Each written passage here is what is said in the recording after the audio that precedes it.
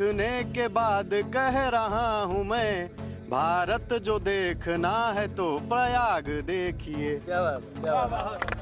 मान लीजिए ये हो गई जनगणना जातिगत कास्ट बेस पे, तो क्या बदलाव आएंगे? अगर आएंगे भी तो वो कैसे इम्प्लीमेंट होंगे? जी, जैसे मतलब बदलाव ये आएंगे अगर हमें थी, लेकिन आज मुझे लगता है कि सूचित जाति जो निचले वर्ग के अपने आप को मानते हैं, आज उनके पास इतनी क्षमता है कि वो पढ़ सकते हैं, जो है चीज़ों को अचीव कर सकते हैं। कि आप ऐसा कर सकते हैं कि ये रोड बनाया सामने हाईवे कि 80% डाले तो 80% के पहले एक लाइन बना दीजिए, उसे लेंगे और सौंड थोड़े किनारे से निकलेगा। छात्रावास जो है 1916 में जो है कि बनाया गया था, ये और सर सुंदर लाल छात्रावास। तो सर प्रमदाचरण बनर्जी इलाहाबाद विश्वविद्यालय के जो है वाइस चांसलर हुआ करते थे, उनके नाम पे यह जो है छात्रावास। आरक्षण एक बार मिल गया, मान लीजिए किसी के पिताजी क्लर्क भी हैं, ठीक है, तो उसका बेटा नौकरी फॉर्म भरेगा तो क्लर्क को ज़्यादा प्रेफरेंस मिलेगा। सिर्फ यही देख रहे हैं कि फीस वृद्धि हो रहा है नहीं, बच्चे आवाज़ नहीं उठा पा रहे हैं, हॉस्टलों के लोग सही से रह पा रहे हैं कि नहीं। मुख्य वाइस चांसलर हैं, उनके पति चीफ जस्टिस ऑफ इंडिया भी आने वाले समय में बनने वाले हैं, बड़े सुप्रीम कोर्ट के जज हैं, और मैडम डायरेक्ट होम मिनिस्टर के करीबी हैं, तो कोई कुछ नहीं कर सकता। कितने दबन के मैं खुद संघ का स्वयं सेवक। ऐसा नहीं है कि शारीरिक दिव्यांगता कोई बात नहीं होती है सर। आप कई सारे अलग अलग मतों वाले होंगे यहाँ पर, खुद के कुछ पॉलिटिकल व्यूज भी अलग होंगे। बिल्कुल, सबके अपना। एक राय ये बताइए, आप सभी बताइएगा, जातिगत जनगणना होनी चाहिए, बिल्कुल। क्या फायदा होगा इससे? जो समाज में जो मतलब कि किसकी पॉपुलेशन कितनी और हिस्सेदारी कितनी मिल रही है, ये चीज़ होना चाहिए। उससे क्या होगा? अगर जाति मान लीजिए पता चल गई, 100 में कोई 40 है, कोई 50 है, जो भी है, कैसे समाज की भलाई होगी या लोगों की भलाई कैसे होगी? तो पहले तो आप कर क्या करें? मैं आज तो उसके समय BA तृतीय वर्ष का तृतीय वर्ष, ठीक है। क्या गोल है आपका? स्टेट PCS का। ठीक है, तो मान लीजिए ये हो गई जनगणना जातिगत कास्ट बेस पे, तो क्या बदलाव आएंगे? अगर आएंगे भी तो वो कैसे इम्प्लीमेंट होंगे? जी, जैसे मतलब बदलाव ये आएंगे अगर हम ये देखेंगे, जैसे जो समाज में जैसे किसकी आबादी ज़्यादा हुई है, तो उस हिसाब से हम लोगों को रिजर्वेशन मिलेगा, ज़्यादा मिलेगा। जिनकी कम है उनको कम हिस्सेदारी के हिसाब से। तो फिर समानता कहाँ से आएगी? समानता इस तरह, तो फिर अगर मान लीजिए किसी समाज के 100 में 60 हैं, तो 60 को आरक्षण ज़्यादा मिलेगा, 40 के कम मिलेंगे ना, 40 वर्ग जिनकी संख्या है, तो समानता कैसे होगी? फिर समानता तो इस तरह आप कह सकते हैं कि रिजर्वेशन में भी नहीं है। अगर रिजर्वेशन तो पूरा हटा दिया जाए तो फिर इसमें भी, जब तक रिजर्वेशन पूरा नहीं हटाया जाएगा तो समानता कैसे मिलेगी फिर? अगर पूरा। नाम बताइए। मेरा नाम विवेक मिश्रा है, मैं इलाहाबाद केंद्रीय विश्वविद्यालय विज्ञान संकाय तृतीय वर्ष का छात्र हूँ। अच्छा, जैसा कि आपने पूछा कि जातिगत जनगणना होना चाहिए कि नहीं, तो मेरे हिसाब से अगर देखा जाए तो अभी तक पीछे जितनी भी सरकारें रहीं, उस समय जातिगत जनगणना की कोई बात नहीं थी, ना कोई पहलू थी, ना कोई बात उठाई गई कि जातिगत जनगणना होनी चाहिए क्या नहीं होनी चाहिए। जो हमारे देश में टैक्सेस दे रहे हैं, कौन सी जाति के लोग टैक्स ज़्यादा दे रहे हैं या किसकी टैक्सेस ज़्यादा दी जा रही है, उसकी भी जनगणना होनी। ये चिंता आपको इसलिए है जी क्योंकि आप सवर्ण में? नहीं, वो ऐसी बात नहीं है कि मैं सवर्ण में हूँ या नहीं हूँ। जैसे पीछे सरकारें में अभी तक जातिगत जनगणना की कोई बात नहीं थी, तो इस सरकार में अगर जातिगत जनगणना की बात उठाई जा रही है तो हम लोग के साइड से भी बात उठाई जानी चाहिए कि जो उच्च स्तरीय मतलब निम्न जाति के हैं पर एक अपने आधिकारिक पोस्ट पे हैं, वो अपनी आधिकारिक पोस्ट पे रहते हुए कितना टैक्स जो है गवर्नमेंट को देते हैं, उसकी भी जनगणना जो है करानी चाहिए जी। अच्छा, आरक्षण की जो अभी की हालत है मौजूदा जी, वो ठीक है, समीक्षा होनी चाहिए या फिर अभी भी शोषित वंचित इतने हैं कि ये तरीका चलना चाहिए आगे? देखिए, अगर आप किसी एक स्मॉल पॉपुलेशन या छोटी पॉपुलेशन को आप कवर करके देखते हो, वहाँ आपको जो है विभिन्न प्रकार की जाति के लोग मिल जाएंगे। तो ऐसा नहीं है कि उस समय जो पहले जिस समय संविधान हमारा बनाया गया था, उस समय जो है मैं मानता हूँ कि अनुसूचित जाति के लोग जो है बहुत मतलब ये थे कि ज़्यादा उनके पास जो है खाने पीने के लिए चीज़ें नहीं थी। लेकिन आज मुझे लगता है कि सूचित जाति जो निचले वर्ग के अपने आप को मानते हैं, आज उनके पास इतनी क्षमता है कि वो पढ़ सकते हैं, जो है चीज़ों को अचीव कर सकते हैं। भारत में आज तक सरकारी नौकरी है 2%, ठीक है, टोटल डाटा के अनुसार सरकार के बच्चे 98%। जो नेताओं को जरा बोला जा रहा है जातिगत जनगणना अन्य चीज़ ठीक है, एक बार मान लेते हैं कि ठीक है, आप 100% कर दीजिए आरक्षण, लेकिन जो 98% लोग हैं वो उनको आप कोई आपके पास रोड मैप है नेताओं के पास कि उनको कैसे आप एजुकेशन देंगे, उनको वेलफेयर के लिए आप कैसे करेंगे? सर नौकरी 2% है ना, और भारत ने 1991 में IMF में साइन किया है। जब आप सब पढ़े लिखे लोग हैं कि 91 में भारत गवर्नमेंट वर्ल्ड बैंक में साइन कर गया ये कि हम प्राइवेटाइजेशन, ग्लोबलाइजेशन और लिबरलाइजेशन करेंगे। तो धीरे धीरे आप देख रहे हैं बैंकों का निजीकरण हो रहा है, रेलवेज का हो रहा है। सरकार नहीं कर रही कि मोदी जी कर रहे हैं या मनमोहन जी कर रहे हैं, ये भारत सरकार द्वारा वहाँ पे बोला गया है, तभी वहाँ से इन्वेस्टमेंट आ रहा है विदेशों से। आप पूरा सोशलिस्ट इकोनॉमी ले आएंगे, जो इन्वेस्टमेंट जो IMF और वर्ल्ड बैंक दे रहा है भारत को पैसे, और जो ग्लोबलाइजेशन हो रही है, नहीं होगा। तो आने वाले सरकारी नौकरियां कम ही होना है, सरकार किसी की भी आए। और जो 98% जो बच रहा है प्राइवेट नौकरी, उनके लिए आप क्या शिक्षा कर रहे हैं? बिहार में सब लगे हैं कि आरक्षण बढ़ेगा, ये करेगा, कर दीजिए, कोई दिक्कत नहीं है। 98% लोग को क्या होगा? सरकारी लोग के 2% लोग को मिलेगी ना। अब तो क्या जातिगत जनगणना इसीलिए मिल रही है कि सरकारी नौकरी में? ये बताइए, जातिगत जनगणना की बात कर रहे हैं, मान लीजिए बाकी और भी चीजें हैं जो लाभ मिलेंगे ना उनको? आप कोई रोड मैप है कि पब्लिक जो चीजें हैं सरकार द्वारा आप कैसे बांटेंगे? किसी ने एक पॉइंट नहीं बताया, जो सोशल चीजें हैं कि उसको आप डिस्ट्रीब्यूट कैसे करेंगे। भाई पब्लिक पार्क है, पब्लिक यूनिवर्सिटी है, रेलवेज है, रोड है, जो सरकार से अलग है मतलब, लेकिन सरकार का ही है। कि आप ऐसा कर सकते हैं कि ये रोड बनाया सामने हाईवे कि 80% दलित है तो 80% के पहले एक लाइन बना दीजिए, उसे लेंगे और सौंड थोड़े किनारे से निकलेगा। ऐसा तो नहीं हो सकता ना। जो मेन रोड मैप कोई बता रहा है आपको, ये दलितों को वोट बैंक के लिए इसे भटकाया जा रहा है कि जातिगत आरक्षण होगा, जातिगत जनगणना होगी, कोई रोड मैप ही नहीं है। चुनावी बातें हैं सारी। चुनावी आप खुद सोचिए, सरकार 2% नौकरी है, 2% तो मिलनी मुश्किल है। सबको दे दे रहे हैं। 100% आरक्षण की बात बोल दे रहा हूँ मैं, 98% तब भी बच रहे हैं ना। अच्छा, आरक्षण जो भी जब से मिला, आपको लगता है इससे मिलने से वो जो समानता की बात की गई हो पा रहा है क्या? बिल्कुल। शुरुआत में आरक्षण 20 वर्षों के लिए आया गया था, बाबा साहब 10-20 वर्षों, फिर 10 एक टाइम बॉन्ड था। ठीक है। उसके बाद की इसको हटा दिया जाएगा, ये सामाजिक आधार पे था।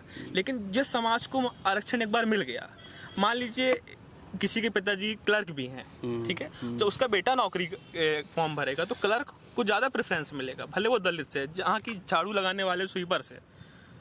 अभी सुप्रीम कोर्ट ने एक क्रीमी लेयर का फॉर्मूला लाया था, आरक्षण 1% भी कम नहीं हो रहा था, लेकिन दलितों में ही जो स्वर्ण बन गए हैं। कई कास्ट हैं, आप राजस्थान में देखते होंगे मीणा अधिकारी, आपको मीणा ही मीणा मिलेंगे, या OBC में कुछ कास्ट हैं जो आगे आ गई हैं, वो अपने ही लोगों को दबा रहे हैं। पिछले 1 महीने की बात है, क्रीमी लेयर का आया था, उसमें आरक्षण खत्म नहीं करना था। जो गरीब दलित और जो असली जो आरक्षण का लाभ पाके जो लेटरिंग साफ कर रहा है, नाली साफ कर रहा है, उसका बेटा वहीं पे है आज भी। मैं मध्य प्रदेश से आता हूँ, ST वहीं पे है, कुछ नहीं उसके आया है। लेकिन जिसका परिवार के एक आदमी भी कुछ बन गया है, उसी का टीना डाबी देखिए, एक अच्छा एग्जाम्पल है। उनके पिताजी माताजी लाखों रुपए कमा रहे हैं, लेकिन वो SC होने कारण बन गई। आरक्षण मिलेगा। मेरे हॉस्टल का एक स्वीपर है मनोज, उसका बेटा, वो भी, उसके पिताजी भी स्वीपर थे, वो भी स्वीपर है, लड़का भी अच्छा नहीं पढ़ पा रहा है। लेकिन बहुत सारे मेरे साथी पहचान के जिनके पिताजी अच्छी नौकरी में, वो आरक्षण का लाभ ले रहे हैं। आरक्षण का लाभ उसको जरूरी है, आरक्षण मिलना चाहिए, लेकिन जिसको जो वाकई वंचित है उसको मिलना चाहिए। हाँ, आरक्षण कम नहीं, इनको इसलिए सरकार को इस चीज में करना चाहिए, आरक्षण कम नहीं करना चाहिए। अभी जो भी 2% है, बहुत भारत का भाग 2% में बहुत आगे पीछे नहीं हो जाएगा। सेना में नहीं मिलता है, कोई बात नहीं कर रहा है उसकी, किसी की हिम्मत नहीं है, क्योंकि असलियत है। आज तक जुडिशरी में एक ही दो जात के अलावा कोई दूसरे जात से बनाई नहीं। क्या अभी मानते हैं आरक्षण की वजह से जो नौकरियां हैं जी, या जिस फील्ड की भी नौकरियां हैं, जी, वहाँ पे जो योग्यताएं हैं जी, वो नहीं जा पा रही हैं, ये आप मानते हैं क्या? देखिए, इसके 2 पहलू हैं। अगर आप सिविल सर्विसेज के बाद जाइए, देखिए हर वर्ग को एक प्रतिनिधित्व मिलना चाहिए। समाज में कुछ वर्ग पहले से बहुत आगे थे, तो बाकियों को मिलाने के लिए एक समानता का स्तर एक स्तर पे देना चाहिए। और आज भारत इस स्तर पे खड़ा है। मैं भी एक UPSC का एस्पिरेंट हूँ, बुरा मुझे भी लगता है, लेकिन सच्चाई है जो आखिरी में जो रिजल्ट आता है, तो जनरल से लेकर SC ST में इंटरव्यू तक की बात कर रहा हूँ, बहुत बड़ा फर्क नहीं पड़ता है कि एक अंगूठा छाप IAS बन जा रहा है, ऐसा नहीं है। SC ST में कुछ नौकरियां हैं ग्रुप C की, उसमें आ जाता है कि ऐसा हो रहा है। तो एक मिनिमम एफर्ट समानता लेवल के लिए ठीक है वो। आइए सर। सर क्या नाम है सर आपका? संचित मिश्रा। क्या हॉस्टल में क्या आपका रोल है? मैं इनमेट हूँ। कुछ बचा है? मैं कक्ष संख्या 90 का अंतर्वासी हूँ। ये बताना भूल गया था, जिस कक्ष में मैं रहता हूँ उसमें भारत के पूर्व चीफ जस्टिस ऑफ इंडिया भी रहते थे, जस्टिस वर्मा, JS वर्मा। मतलब उनसे बड़ा अधिकारी शायद आज तक पीसीबी के इतिहास में उससे बड़ा तो कोई होता ही नहीं, प्रधानमंत्री होता है ये उससे अच्छा बड़ा। जिक्र किया आपने। जी। क्या ऐसे कमरों में रहने से कुछ अलग टाइप का मोटिवेशन बिल्कुल मिलता है? फीलिंग आता है। अच्छा कि भाई के साथ आदमी बोलता भी एक कमरे में दुष्यंत कुमार रहते तो लड़का घुसता है कि हाँ दुष्यंत कुमार के कमरे में घुस रहा हूँ, मेरे कमरे में चीफ जस्टिस थे, हम भी रह रहे हैं। मेरे कमरे से आईएएस बने हैं, एक फील तो आता ही है ना। 2 महीने पहले हमारे हॉस्टल में पगध्वनि कार्यक्रम था, तो मेरे हॉस्टल में सबसे सुपर सीनियर है एक राजा बहादुर सिंह सर, वो 1954 बैच के हॉस्टल के इनमेट थे। वो मेरे कमरे में आए, बड़े भावुक हो गए थे, आंखों में उनके आंसू थे वो देख के और उन्होंने पता कि सेम दरवाजा 1954 में भी था, वही दरवाजा, वही खिड़की, वही दीवारें हैं आज भी हैं, आज भी हैं। चीख के उनकी कहानियां बताती चिक चिक की कहानियां, संघर्षों की और जीत की कहानियां जो बयान कर रही है, तो ये बहुत बड़ी बात होती है। संचित मिश्रा, तो मिश्रा जी कहाँ के रहने वाले हैं? गोरखपुर। और एकदम छोर बिहार बॉर्डर, हाँ बिहार बॉर्डर। नेपाल भी है बॉर्डर हाँ, में। नेपाल। अच्छा ये बताइए क्या कर रहे हैं आप यहाँ पे? M.Com 3rd सेमेस्टर है मेरा। तो गोल क्या है आपके? गोल तो एक शिक्षक बनना, अच्छा असिस्टेंट अच्छा आप संघर्ष शिक्षक के लिए। हॉस्टल की लाइफ और हॉस्टल के बारे में या इलाहाबाद विश्वविद्यालय के बारे में जो आप बताएं। देखिए, आप हॉस्टलों की बात कर रहे थे, अभी सर ने बताया कि जस्टिस JS वर्मा का उन्होंने जिक्र किया, दुष्यंत कुमार भी यहीं से निकले हुए आदमी थे। दुष्यंत कुमार DS कोठारी के बारे में, जो कोठारी कमीशन आया था, वो एजुकेशन पे जिसने काम किया सबसे ज़्यादा, तो वो भी इसी हॉस्टल के अंतर्वासी थे। देखिए, 2 तरह के मोटिवेशंस होते हैं, एक इंट्रिंसिक मोटिवेशन होता है, एक एक्सट्रिंसिक मोटिवेशन होता है।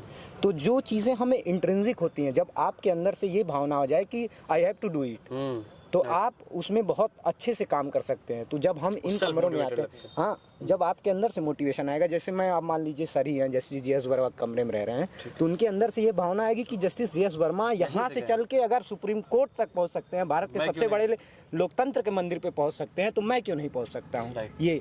और लेकिन जो एक्सट्रिंसिक, अब मान लीजिए आप हमको स्पीच दिए 4 घंटा, तो वो मोटिवेशन 2 से 3 मिनट रहेगा, हाँ। और नहीं रहेगा। तो यहाँ आने के बाद हमको इंट्रिंसिक मोटिवेशन मिलता है। ये छात्रावास जो है 1916 में जो है कि बनाया गया था, ये और सर सुंदर लाल छात्रावास। तो सर पंडित चरण बनर्जी इलाहाबाद विश्वविद्यालय के जो है वाइस चांसलर हुआ करते थे, उनके नाम पे जो है छात्रावास का नाम जो है रखा गया। और उसके बाद धीरे धीरे अनवरत पीढ़ियाँ आती चली गई, आज 107 साल का समय हो गया, और ये छात्रावास नित्य रोज नए आयाम लिखते चला गया। ठीक, तो हमारे, और आप बात करते हैं विश्वविद्यालय के कुलपति को लेकर भी कुछ देखिए, बताना चाहेंगे? हर सिक्के के 2 पहलू होते हैं, कुछ चीज़ें सही भी होती हैं, कुछ चीज़ें गलत भी होती हैं। ठीक, लेकिन पहले हम सही पे बात कर लेते हैं। सही पे बात कर लेते क्या हैं। है सही? ठीक, देखिए इलाहाबाद उनके आने से, देखिए ये प्रयागराज जो है शैक्षणिक और धार्मिक राजधानी है, आप जानते होंगे। इलाहाबाद विश्वविद्यालय एक ऐसा विश्वविद्यालय है कि भारत के हर कोने में लोग पाए जाते हैं, चाहे वो राजनीतिक क्षेत्र हो, चाहे प्रशासनिक क्षेत्र हो, चाहे सामाजिक क्षेत्र हो, किसी भी क्षेत्रों में जाएंगे तो आपको इलाहाबाद के लोग मिल जाएंगे। ठीक, और यहाँ का एक अलग इतिहास रखा गया है। जो डिग्री ऑक्सफोर्ड देता है PhD में, वो डिग्री इलाहाबाद विश्वविद्यालय देता है, वही जो डिग्री उसके वहाँ लिखा रहता है वही है। और भारत में कोई ऐसा विश्वविद्यालय नहीं है जो वो डिग्री लिख के दे। ठीक, बड़ी बात। देखिए इलाहाबाद विश्वविद्यालय राजनीतिक क्षेत्र में भी जो है आगे रहा है, चाहे शंकर दयाल शर्मा रहे हों, गुलजारी लाल नंदा रहे हों, चंद्रशेखर सिंह रहे हों, BP सिंह रहे हों, नारायण दत्त तिवारी रहे हों, ये सब लोग जो है, नेपाल के भी, हाँ, वो अब मैं सुभाष कश्यप, सोचिए सुभाष कश्यप जैसा संविधानविद जिसकी बुक को UPSC रिकॉग्नाइज करता है, ऐसे लोग यहाँ रहे हों। अमरनाथ झा जैसा विद्वान रहा हो, मेघनाथ शाह जैसा विद्वान रहा हो। तो इलाहाबाद विश्वविद्यालय तो था ही, और आज भी हम नित्य नए आयाम लिख रहे हैं। तो अब आप बात करते हैं, मैं कुलपति पे आ रहा था, कुलपति पे मैंने सवाल उस पे किया था। देखिए, अगर बोलना चाहे तो नहीं, कोई ऐसा नहीं, बोलने में कोई दिक्कत नहीं है, उससे नहीं, इफेक्ट हो सकता है तो मत, कोई इफेक्ट नहीं हुआ। देखिए दिक्कतें क्या आ रही हैं? दिक्कतें देखिए, हर सिक्के के 2 पहलू, मैंने कहा ना कि आज विश्वविद्यालय ज्यादा हो गया। बाउंडेशन, देखिए कुछ चीज़ों को अच्छा करने के लिए कुछ चीज़ों को क्या करना होता है, रिस्ट्रिक्ट करना होता है। रिस्ट्रिक्ट करना होता है, जैसे एंटी डंपिंग ड्यूटी होती है कि हमारे चाइना हमारे यहाँ प्रोडक्ट डंप कर रहा है तो हम उसके लिए एंटी डंपिंग ड्यूटी लगा देते हैं। तो उसी तरह की चीज़ें हैं, कोई ऐसी बात नहीं है कि मैं कुलपति मैडम का नुमाइंदा हूँ और जो है कि नुमाइंदगी सब अच्छा बोल रहा हूँ। बुरा बोल दीजिए। नहीं, क्यों बुरा बोले? असलियत कोई असलियत सब बढ़िया है, राम राज चल रहा है। नहीं, कोई उनकी तानाशाही के खिलाफ बोलो, हिम्मत करो, इतना युवा, अरे कोई ऐसा नहीं। डर की जरूरत नहीं है। क्या शुभ नाम है? मेरा नाम शिवम सिंह है। मैं उत्तर प्रदेश के ललितपुर जिले से आता हूँ। थोड़ा माइक नीचे कर लीजिए। जी, हाँ, बताइए। ललितपुर से आप? जी जी। तो हॉस्टल में आप कब से हैं, क्या कर रहे हैं, गोल क्या है, ये सब बताइए। हॉस्टल में सर 2022 बैच का मैं हूँ और मेरा गोल सर नेट JRF करना है। मैं एक असिस्टेंट प्रोफेसर बनना चाहता हूँ आगे जाके इतिहास विषय में। जी सर। समाज में कभी आपको ये नहीं लगा कि नहीं सर, समाज में नहीं लगा सर। यहाँ आए तो एक ऐसा फील देखा पूरे में, जो हमारे भाई लोग हैं उन्होंने फील नहीं होने दिया कि कुछ शारीरिक दिव्यांगता भी है, कि कोई वही मैं परेशानी। कह रहा हूँ कि एक दिव्यांगता के साथ साथ समाज में ऐसे अगर कुछ चीजें होती हैं दिव्यांगता के साथ, तो वो एक अलग नजरिए से लोग देखने लगते हैं। सफलता के उनके लिए थोड़े से मायने बदल जाते हैं कि हो पाएगा कि नहीं हो पाएगा। तो उसके साथ आप कैसे लड़ रहे हैं और यहाँ पे कैसा फील किया? सर अभी जो टोक्यो पैरा ओलंपिक हुए, तो मैं एक चीज़ मानता हूँ कि जो ओलंपिक हुए थे उसमें सभी खिलाड़ी 6 मेडल लाए, और जो पैरा ओलंपिक वाले खिलाड़ी हैं वो 29 मेडल लेके आए हैं। तो मेरे लिए ये बहुत बड़े गर्व की बात है कि पेरिस ओलंपिक में 6 आए, 6 आए हैं और उसमें 29 आ गए। 29 आए हैं सर। तो ये खुद से दिखाता है कि खुद से अगर मन में दिखाता है हो, कि मन में हो और उनको शायद हम देख कर के कुछ कर सकें, अच्छा करें अपने आप में, तो बहुत कुछ कर सकते हैं सर। ऐसा नहीं है कि शारीरिक दिव्यांगता कोई बात नहीं होती है सर।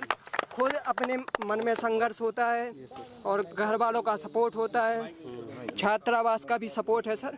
सबने बहुत सपोर्ट किया। और छात्र यहाँ हॉस्टल में क्या सपोर्ट मिलता है? जैसे आप जिनके साथ एक क्या कमरा एक ही लोगों के लिए होता है, यहाँ पे दो लोग रह सकते हैं? दोनों तरह के कमरे होते हैं, एक सिंगल रूम भी होता है, डबल रूम भी होता है। क्या नाम है आपका? मेरा नाम प्रियांशु जायसवाल है, मैं गोरखपुर का निवासी हूँ। गोरखपुर से? जी सर। तो आप कुछ बताते हैं हॉस्टल के कमरों के बारे में? हाँ सर, यहाँ पे 2 तरह के कमरे होते हैं, एक सिंगल कमरे होते हैं और डबल कमरे होते हैं। अब जैसे तो उसके रेट अलग हैं क्या? हाँ, रेट वैरी करते हैं दोनों के। जैसे सिंगल कमरे के जब हम लोग एडमिशन कराए थे तो फिर 15,000 था, डबल कमरों का रेंट था। अच्छा। और जो सिंगल का 17,500 जब हमने एडमिशन कराया था। सिंगल का 17,500। और विश्वविद्यालय का ये है कि इतने फीस के बावजूद इनका एक है कि 10% फीस वृद्धि होगी हर साल। अगर हम सुविधा बढ़ाएं ना बढ़ाएं, लेकिन फीस वृद्धि होगी। हाँ, 10% बढ़नी है। हमने बात किया इस मुद्दे पे, फिर उनका कोई रवैया नहीं है इस चीज़ को लेकर। कुलपति जी का, मैडम नहीं कर रहे? हाँ, मैडम का, रजिस्ट्रार जी का, सर का डायरेक्ट आदेश है, हम कुछ नहीं कर सकते हैं। ऐसे DSW सर ने ऐसे बोला था। और सुविधा में बदलाव आए ना आए वही चीज़ें हैं अभी भी। कुछ नया अगर टूटे अगर दरवाजे हैं उसको बंद पाए ना बंद पाए, लेकिन फीस वृद्धि हो रही है। सुविधाओं से मतलब नहीं? सुविधाओं हो नहीं, क्योंकि वो नहीं देख रहे हैं। रजिस्ट्रार सर वो आके तो देख नहीं रहे हैं, वो सिर्फ यही देख रहे हैं कि फीस वृद्धि हो रहा है नहीं, बच्चे आवाज़ तो नहीं उठा पा रहे हैं, हॉस्टलों के लोग सही से रह पा रहे हैं कि नहीं। क्योंकि अगर उन्हें पता है अगर उनकी तानाशाही का दमन कोई कर पाएगा तो वो विश्वविद्यालय छात्रावास के लोग ही कर पाएंगे। वो एक प्लेटफॉर्म तैयार कर सकते हैं। ठीक है। इसीलिए हर चीज़ हर महीने से जितना हो सकता है वो दबाने की कोशिश करते हैं। ठीक है। तो विश्वविद्यालय की फीस 400 गुना बढ़ गई है। एक ईयरली बताते हैं, किस ईयर से किस ईयर तक? 2022 में जो फीस थी और 23 वाली जो फीस जमा हुई है, 400 गुना की वृद्धि हुई है। एक तरफ सरकार फ्री में पैसा बांट रही है, 21 से 22 मतलब ठीक है, यही संबंध वही है। हुआ, हाँ। नहीं, 22 से 23 में भी हुआ है, तो सेशन था। और एक सब्सिडी दे रही है, फ्री में राशन बांट रही है। एक तरीके से जहाँ पे ज़रूरत है शिक्षा की, वहाँ पे 400 गुना फीस की वृद्धि। आप समझ सकते हैं गरीब परिवार का बच्चा यहाँ 25,000 रुपये फीस दे सकते हैं। लोगों ने आवाज़ बहुत उठाई, लेकिन आवाज़ का दमन कर दिया गया। जो यहाँ की मुख्य वाइस चांसलर हैं, उनके पति चीफ जस्टिस ऑफ इंडिया भी आने वाले समय में बनने वाले हैं, बड़े सुप्रीम कोर्ट के जज हैं। और मैडम डायरेक्ट होम मिनिस्टर के करीबी हैं, तो कोई कुछ नहीं कर सकता। कितना दमन किया। मैं खुद संघ का स्वयं सेवक, सब राम राज चल रहा है। मैं खुद संघ का स्वयं सेवक हूँ। ऐसा नहीं है कि मैं खुद संघ का प्रतिष्ठित स्वयं सेवक हूँ। पूरे मैंने कोर्स किए हुए से जुड़े हुआ हूँ, जितने कोर्स होते हैं सब किया हुआ है। मंदिर से आए क्या? नहीं, मैं केंद्रीय विद्यालय का छात्र हूँ। आरएसएस में क्या अच्छा है? ऐसा क्या अच्छा लगता है? सब कुछ अच्छा है, उससे बड़ा देशव्यापी राष्ट्रव्यापी संगठन कोई है ही नहीं विश्व में। मेरा नाम अंकित कुमार मिश्रा है, मैं कक्ष संख्या 83 का अंतेवासी हूँ। मैं विश्वविद्यालय में 3य वर्ष का छात्र हूँ। मेरे सीनियर जी BA 3य वर्ष का छात्र हूँ। मेरे सीनियर अग्रज श्री वैभव अवस्थी सर का ही 4 लाइनें हैं। इसे इलाहाबाद पे ही है कि संगीत देखिए गाया की राग देखिए, संगीत देखिए गाया की राग देखिए, बरसों से जल रहा है वो चराग देखिए। दुनिया को देखने के बाद कह रहा हूँ मैं, दुनिया को देखने के बाद कह रहा हूँ मैं, भारत जो देखना है तो प्रयाग देखिए। क्या बात धन्यवाद। बहुत सुंदर। मेरा नाम कुलवंत कश्यप है। मैं इलाहाबाद केंद्रीय विश्वविद्यालय स्नातक तृतीय वर्ष का छात्र हूँ। रहने वाले भी आप? यस सर, मैं सर प्रबंधाचरण बनर्जी छात्रावास इलाहाबाद केंद्रीय विश्वविद्यालय। घर आपका इलाहाबाद में ही है? नहीं सर, मेरा घर गाजीपुर में है। अच्छा, गाजीपुर से आप यहाँ आए हैं। तो गोल क्या आपके? सर मेरा गोल है एक प्रशासनिक अधिकारी बनना। अच्छा, आप उसके लिए लगे हुए हैं। Yes sir.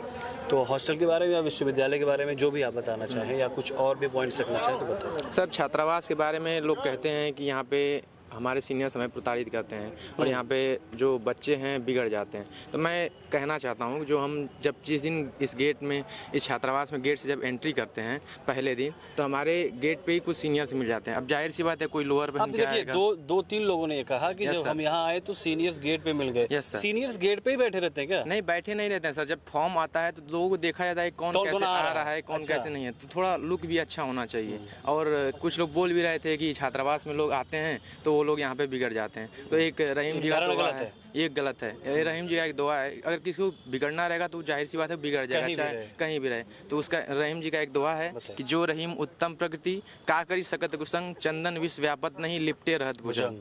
अब जाहिर सी बात है अगर जो आदमी उत्तम प्रकृति का है, जैसी प्रकृति, हाँ वो छोड़ेगा है नहीं। जैसे ही चंदन के पेड़ पे सांप रहता है, चूंकि चंदन शीतल होता है, फिर भी जो है चंदन के ही शीतलता पे सांप का कोई प्रभाव नहीं पड़ता। वही हाल है सर। चलो, थैंक यू। अपने शहर की खबरों को पाने के लिए हमारे चैनल न्यूज बुक 24 को सब्सक्राइब करें। हमारा वीडियो अगर आपको पसंद आया हो तो इसे शेयर करें और कमेंट में अपनी राय देना न भूलें।